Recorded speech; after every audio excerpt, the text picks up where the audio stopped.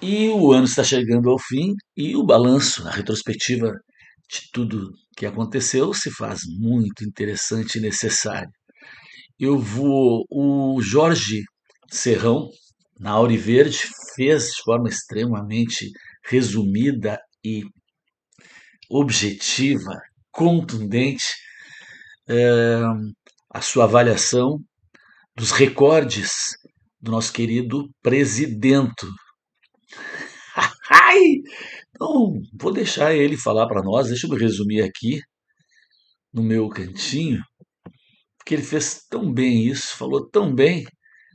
Jorge Serrão, Auriverde, um canal maravilhoso, né? Que esse ano teve um destaque absurdo, junto com outros canais aí que nos mantiveram sempre bem informados. Esse é um dos grandes problemas, né? A fonte de informação de grande parte da população que continua sendo a grande mídia dominada e parcial.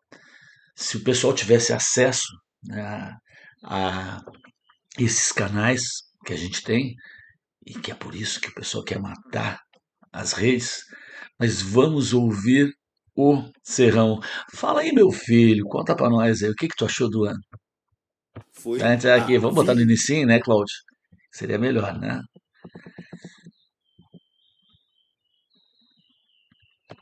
Vamos deixar o Pitólio chamar ele, grande Pitólio. Chama aí, Pitólio. Saudações, Serrão! Saudações, Alexandre Pitoli. Algoritmo sensor, você vai aloprar hoje. Saudações, meus amigos, meus amados haters, todos ligados na Auriverde Brasil. O ano tá terminando, mas o efeito Lula virou piada nas redes sociais. Era esperado. Lula bate o recorde do século em prejuízo de estatais. Lula bate o recorde em repasses da Lei Rouanet. Lula também bate recorde em incêndios na Amazônia.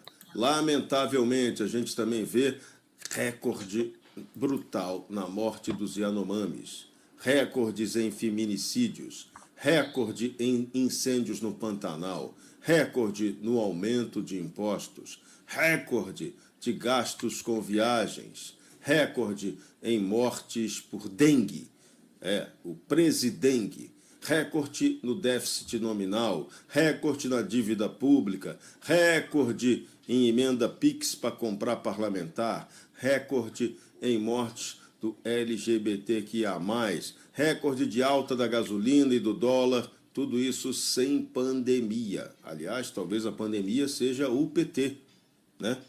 Estilo de desgoverno, de capacidade de gestão reduzidíssima e também de indícios sempre perigosos de que podemos ter retornado ao tempo da corrupção. É preciso investigar. A coisa está Indícios? séria, a coisa está grave, a coisa é preocupante no Brasil. Fim do ano, outra gozação contra Lula. Preço da picanha é o mais alto desde 2006. Lula prometeu picanha e cervejinha baratinha para todo mundo. Não está conseguindo realizar. Mas por que ele não realiza? Porque ele não tem capacidade de gestão da coisa Eu acho que até a abóbora que ele ia substituir, eu acho que até a abóbora subiu, né? Não sei, periga. pública. Esse é um ponto. Mas mais grave do que isso, ele não tinha um projeto econômico sensato para o Brasil. O Lula 3 está parecendo muito com o final dos governos Dilma. Só que com uma diferença maior ainda.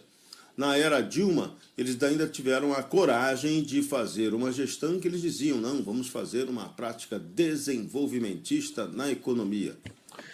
Uma coisa interessante também desse desgoverno Lula, a gente está chegando, completando o segundo ano.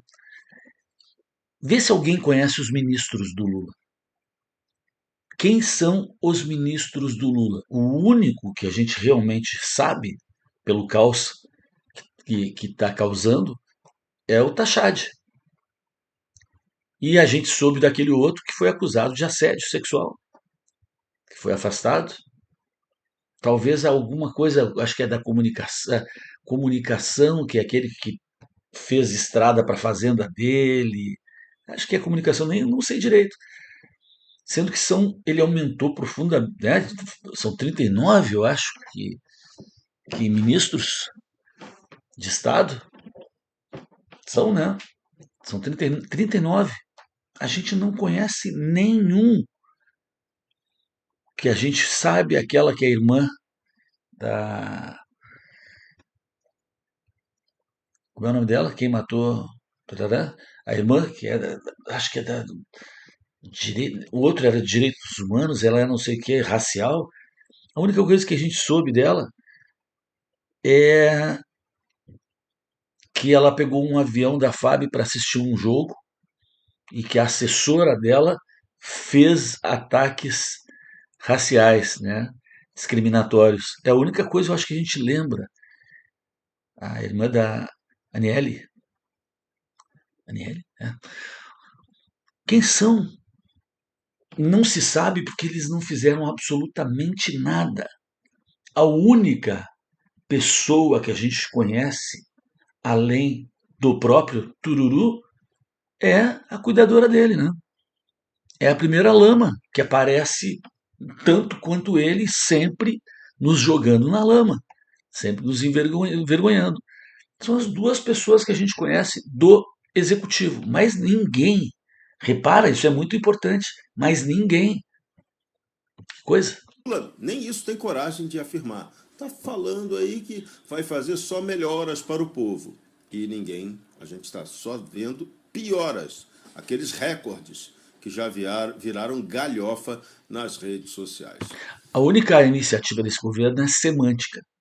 É na palavra, é no discurso dizer uma coisa que não se coaduna com a prática e é inversamente proporcional à prática, porque o PT segue uma regrinha, manual da esquerda, diz que o que importa é mentir. Mente, mente, mente. Mentir é um tipo de revolução melhor que a revolução com armas, que era lá atrás. Eles entenderam que essa revolução, através da mentira, da semântica, da deturpação dos conceitos, isso é muito, na medida que tu também tu traz para o teu lado a grande mídia, ou seja, a comunicação, esse é o caminho que eles optaram. Eles criam narrativas, eles mentem, eles deturpam conceitos e tudo isso é propagado pela grande mídia cooptada. Só isso. As ações reais não importam para eles. E arrecadar, arrecadar, arrecadar, arrecadar e gastar, gastar, gastar, gastar. Esse é, em resumo, o projeto do governo. Só esse. De verdade, só esse. Lula também está enfrentando um desgaste imagético terrível de sua primeira-dama, Janja. Agora estão querendo investigar aí como Janja tem mais 12 assessores 12 que apóstolos. estão gastando, já gastaram 1,2 milhão com viagens, muita grana, muito dinheiro jogado fora à toa no Brasil. E com um detalhe grave, a primeira-dama sequer é nomeada, sequer foi designada para ocupar qualquer cargo público oficial. Ela, por enquanto, além de cuidadora do Lula, está sendo só fator de desgaste para o governo dele. Janja, que dizem, teria pretensões aí de ser candidata a um cargo majoritário. Talvez até consiga, o PT tem voto até para elegê-la, mas presidência da República já ficaria complicado demais. Um projeto Evita, a Janja entra no módulo Evita, de evitar votar nela. A turma não está satisfeita com nada disso. Muito bom. Outro efeito Lula que vai ser perigosíssimo, o esquema de centralização de governo que ele está fazendo. Na segurança pública, o decreto é absolutamente trágico. É algo burro demais, que não dá nenhum sinal de que quer realmente combater o crime. Parece que Lula está querendo nomear o Coringa para o lugar do comissário Gordon e não prestigiar as forças de segurança no Brasil. Está tentando fazer intervenções no Estado. Outra calamidade que Lula deixou, legou para o país, a deforma tributária. Ela também será Centralizador. destruidora da Federação Brasileira Centralizador. na hora que ela começar a operar. De novo, o centralismo stalinista da era Stalinácio. Recursos vão para Brasília e Brasília é que faz a distribuição dos recursos. É o Está na hora de estados como Santa Catarina, que é um outro país, começarem a se pronunciar. Estados que discordam disso, está na hora deles começarem a ter voz mais ativa. Os políticos de bem, que a gente não sabe exatamente quantos são, eles precisam começar a aparecer no cenário nacional. Eu digo os regionais. Eles não podem mais aceitar e eles vão aceitando essa centralização. O Brasil é muito grande, ele é muito difícil de ser dominado se houver uma reação. A gente não é um paísinho pequenininho. A gente não tem uma tradição de domínio assim. A gente é um país mais relax, não era uma democracia, mas é um país tranquilo. E estão dando muita chance para o azar. Está na hora de a federação se fazer respeitar. Está na hora de autoridades mostrarem que são autoridades e não aceitam o desrespeito às regras como está acontecendo por parte do Poder Judiciário e do Poder Executivo. O Legislativo é o poder legislativo mais covarde de todos os tempos. Mais covarde. E a culpa não é dos maus parlamentares. Os mais covardes são os bons parlamentares, aquele que a gente apostou e que acreditava que faria alguma coisa. Que a gente deu uma carta branca, toma aí meu voto, me representa.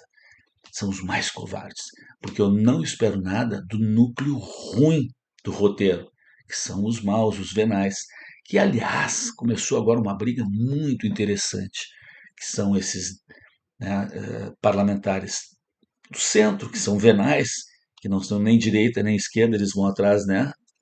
E aí entrou todo o jogo das emendas, e aí o Tururu, junto com o Dino, fizeram aquela tabelinha para dar uma rasteira nesse pessoal.